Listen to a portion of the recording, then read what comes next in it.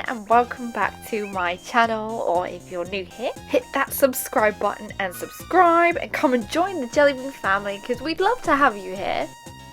Today's video is a spooky speed build for our resident werewolf, Lobo. Now a little story on why I have Lobo.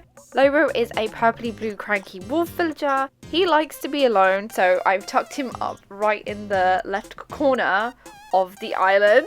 He, he doesn't really like to socialise, being cranky and all. There is a moon set atop of his house, hence his constant lichen state. I love to come up with little stories for the villagers. I think it really can add to your theme of your island, and so yeah, I chose Lobo as my werewolf. But enough chatting now, let's go build the area around his house.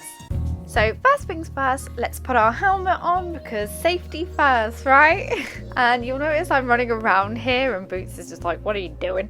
Because I couldn't find my tools. I put them down somewhere and couldn't find them, but they were right here in the end. So, oh well, but it's okay because on our little search around, we saw that Lobo was just sat there minding his own business, reading a book. There's that moon I was talking about that keeps Lobo in his lichen state. It's going to stay there. I love it there. And it looks great through those gel bars as well. You kind of like subtly see it. So it doesn't look like it's just a fake moon placed somewhere. Now I've chosen to go for just the ordinary dirt path outside Lobo's house because I feel like it fits his personality a bit more. This build I'm going to be using the spiky fence as it's kind of like a stay out of my yard type vibe. I feel it's perfect for my cranky little Lobo. I've not really used that fence much before. I don't think I've used it. Oh no I have. I've used it on my jungle core island, I think. Very little bits of it anyway. Now I'm going to be using some of that stunning leaf code. You know how I feel about leaves and leaf piles and things like that. I think I have some sort of addiction to using the leaf stuff. Oh well, it could be worse, right? Or could it not? I don't know. I'm going to place a little table here for Lobo with a little stool so he can come and read his books or just sit and be cranky at the world, like some of us when we get out the wrong side of the bed. And I'm going to put some trash can here and trash bag just so it looks lived in and less, abandoned. I love using the mush furniture around on foresty type areas. I think it can really make somewhere look magical or just fun, and it adds lots of colour to an area that could look possibly quite green, too green. Just digging up my flowers off the beach. I always keep them on the beach because it stops them from breeding and then you don't end up with loads of random colours that you're not really going to use because it always happens when it rains. It always breeds the colours that you don't want it to, and it's just annoying. Oh, this cute little spooky lantern set looks perfect here because even though he's a cranky villager, he's still going to pop up some candy, get in the Halloween spirit. So if you walk past, you can grab some candy. He's not that much of a crank club. He just doesn't want to talk to people. Oh, little Boots is wandering around all my grown trees. Bless him. There's always a villager wandering around those trees. It's so cute. It's normally Pietro, to be honest, but today it's Boots. I'm going to be using a combination of flowers and using the weeds in this build just because I want it to look a little bit overgrown, a little bit unkept, because Lobo can't be bothered basically to keep his garden too tidy, so that he's let the flowers grow where they want, and same with the weeds. Cannot forget this cute little spooky lantern. All the codes that I'm using today can be found in my codes I used for my Halloween Kidcore video. I will link it at the end of this one, and also I'll pop it down in the information down below so you can find it there as well. Or you might have already watched it. Hopefully. If not, why not? Go give it a watch after this video. Pop some trees here just so it feels a bit more, closed in and doesn't look too bare. I don't like my islands to look bare. I love to fill every single square. Picking up some more furniture. We are also going to be decorating the little beach to the side of Lobo's house as well today because I feel like that's part of his yard anyways, included. And there he was! Oh my gosh, he was reading right by the little river. He's so cute. I love him. I love all my villagers on this island. Like, love them. They're just too cute. Now, the sudden realization that I have to clear this beach. That took a little while, but it's okay. The power and the magic of editing got you there quicker than it got me. Now that we have this lovely clear beach area, we can start building out for Lobo. I'm going to be placing palm trees because all beaches in Animal Crossing have palm trees and they add great height as well, of course. And I love trees. I love using the trees in the game, as you've probably seen on my other island and this one. I'm obsessed with trees, bushes, flowers, everything. Oh, and leaves. This leaf code on the beach looks so good. It makes the beach look autumnal and I love that. I'm going to place the kettle bathtub on here because it kind of looks like a cauldron. Now, Lobo uses this to boil his vegetables and vegetables only because this is a PG channel and vegetables aren't sinister. So don't get any ideas. I love the little spooky stool. It's so cute. It's like a pumpkin cut in half. You know, it's still growing, but it's cut in half, which seems mean, but it's okay. How can I feel sorry for a pumpkin? Oh gosh. It's one of them days.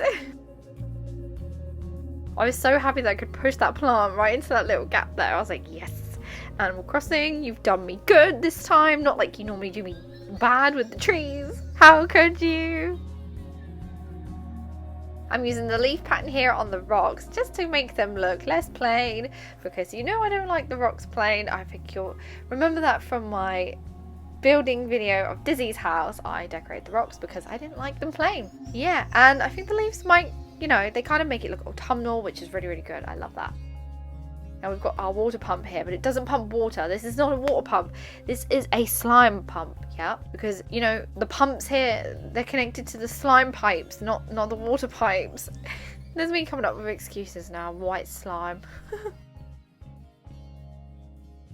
Using some more of that leaf code because it's so cute. I'm going to be adding the coloured concrete slabs here and under this because I just feel like it adds more colour and, you know, adds kind of the Kidcore element because I feel like this area isn't very, very Kidcore, not compared to the rest of my island anyway, but I didn't really know how to make it, you know, overly Kidcore for Lobo, so I've done my best. I've added some colour and like as much colour as I can really, made it autumnal still so it fits the Halloween theme. I'm using the rock stools, I think they're called, stone stools. Yeah, stone stools. Here, because they're great decoration, you can pop anything on them and they kind of blend in with the rocks so they look kind of like it's, you know, it's natural formation almost. More of that leaf pattern. It's so beautiful. I know there's so many different patterns for like flowers and grass ones and I just think they're stunning and I love them all and I just can't wait to use them all maybe in future builds and it'd be great.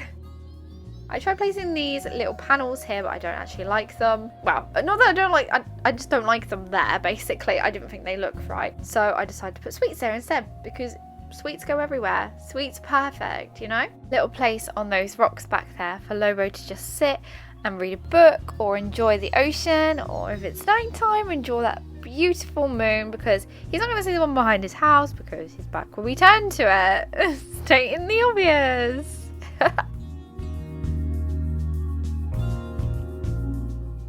And we, of course, have to give him a clothes line because even though he's, you know, a cranky werewolf, he still needs to wash his clothes.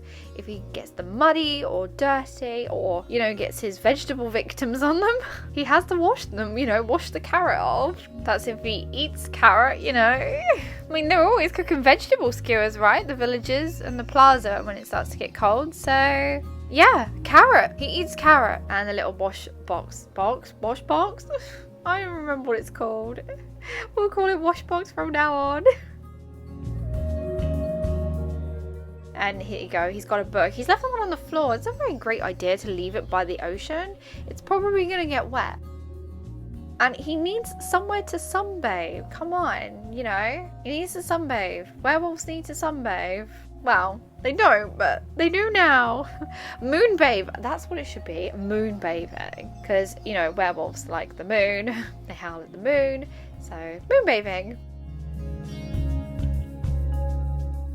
Just adding some final little touches here and there. I'm picking some of the flowers that I'm placing just because it makes them look a bit different. It kind of makes, you know, that beach have that overgrown, unkept look, which I love, as you know, because I mentioned it, I think, in pretty much most of my videos. And there we go. Final done. But wait. Is this even a jelly bean build? Is this my speed build? We forgot a very, very, very important vital item. but we haven't used in this video. And what was it? Can anyone guess? You know what? You guessed it. Leaf pass. I can't believe I forgot to pick them up and put them in my, area of item. How forgetful of me. But here we go. Here's the finished build. I'm going to be showing you what it looks at nighttime as well, because I feel like it looks better at nighttime. I love it. I'm obsessed with the spooky lanterns and the spooky pumpkins. I just think it looks just perfect for my cranky boy Lobo. So spooky. And here you go, there's that trick-or-treating area, so you can come get your candy. Don't forget, don't be too scared or put off by Lobo's house. He's friendly, I promise. He just doesn't like to socialise much. And there you go, it's a cute little place to sit there, and you can kind of see the background there with the tree standee up there, and it looks so cute. This is probably my favourite space to take the photo though, for his house. You can just see the moon peering through behind, and I just think it looks so spooky and just, it looks perfect for Lobo. My werewolf, little Lobo. It's just, yes, I'm very happy with how this whole area has turned out, and it's amazing. I love it. Here's that beach. We'll just take a little stroll down here. Palm trees growing really nicely. They kind of, block that back area off, kind of makes it a little bit more secret-y looking, and I'm obsessed.